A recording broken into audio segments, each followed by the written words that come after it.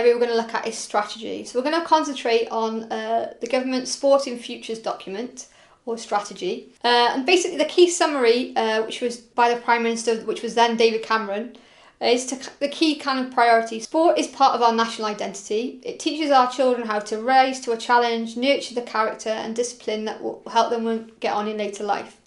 It encourages us all to lead healthier and more active lifestyles. It's good for our economy, adding 39 billion every year, and it's good for our society. Above all, sport is fun. Learn to play sport can lead to a lifetime of enjoyment.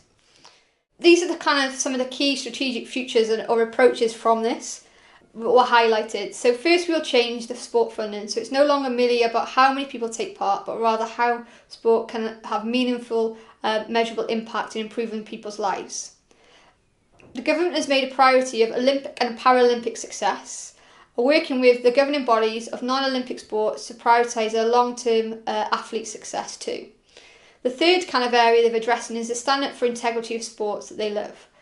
We should be proud of the role that British sport journalists have played in lifting the veil of corruption at the heart of some of the biggest international sports.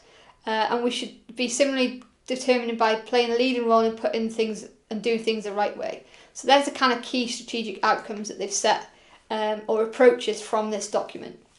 In terms of outcomes, which has come from the Minister of Sport 2005, at the heart of the strategy sets 5 simple but fundamental outcomes: physical health, mental health, individual development, social and community development, and economic development.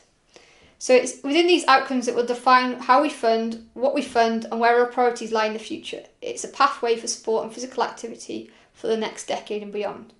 So you might be sat here going, right, it's a children in sport, what do I need to know about strategy? Well, when we're working in sport, and it's having an understanding of where money comes from, what are the priorities, whether this applies to you, if you plan on coming back to the UK and working, or you work in the UK, or whether some of the things you can take from this and do some research yourselves of, where you sit in terms of your sporting structure and strategies, gives you a better understanding.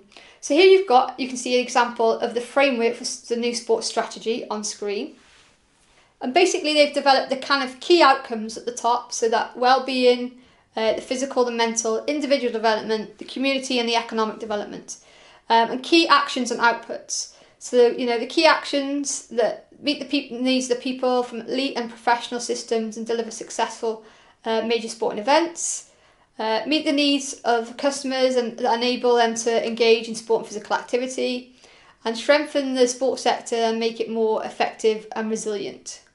So some of the outputs: maximising international and domestic sporting success and the impact of major events, more people from every background regularly meaningfully taking part in sport and physical activity, volunteering in sport, experiencing live sport, and a more productive, sustainable and reasonable sports sector. So these are some of the key kind of agendas within sport in the UK. So as a result of this, and I guess some of the issues with female participation in sport, this Girl campaign was developed. And basically, this is a Sport England initiative. Early evaluation conducted in July 2015 shows that the campaign has already changed behaviours, with 49% of women aged 14 to 40 who have seen the adverts and information and reported they have taken action as a result of it. And here you can see the figures in terms of the percentage of each population group taking part in sport in the last month. And the figures, age from people aged 14 from the active people survey. So here you can see, you've got the whole population, females, lower socio-economic, limited illness, and then 65 and over. So looking at that kind of taking part element, it's also important to also understand the importance of other areas in terms of tackling inactivity. And the outdoor recreation side of it, the UK is very fortunate to have some great outdoor space where people can take part in a wide variety of sports, some maybe, non-traditional and traditional sports. And it's using it as opportunities to engage in physical activities outside these environments. So this could be kids, playing out in the environments and out in the outdoors. Another kind of key agenda in terms of kind of strategy and moving forward is the tackling inactivity. So Sports England's Get Healthy, Get Active projects have shown that sport can reach inactive people and get them moving. So it could be, walking groups, It could be that you're working in communities to get families working together and getting active. The final area to look at in terms of strategy and moving forward is around workforce development. To get people taking part in sport and grassroots sport, it needs to be delivered, and the people that work in this.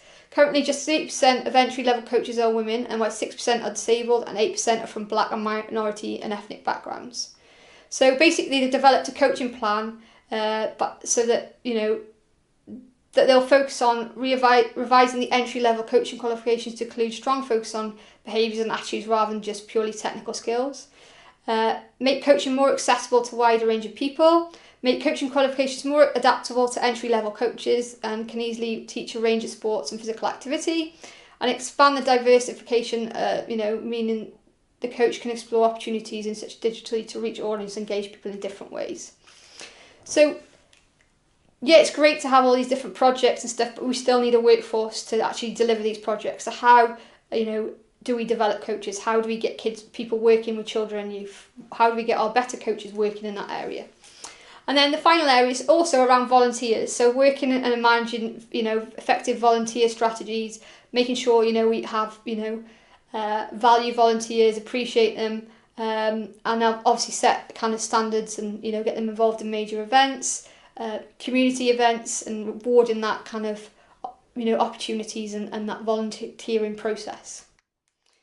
Hopefully this has given you a little bit of an insight. I could talk to you for like weeks on strategy and, that type of stuff, but it's really just to get an insight into kind of, how sporting strategy and overall government agendas within wherever you're working may influence down onto the ground. So, if a government target is to get more people more active, then, that then filters down into, a local level, whether that's, through Sport England, to then a community environment, to a national governing body, and then the money and the influence trickles down. So as someone working in an environment with children, youth and young performers, strategy and the structures and systems, having an understanding of those elements is important, because ultimately they will impact on you, whether you end up working as a coach, whether you end up working in sports development, whether you end up working in a school setting, wherever you're working at, having an understanding of your infrastructure and what's around you is really crucial.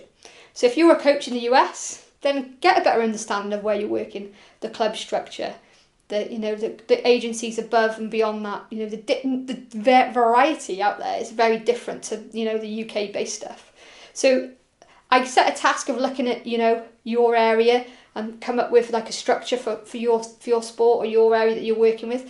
But it may be you spend a bit of time, invest some a bit of time looking at this in terms of developing your knowledge and understanding of this area.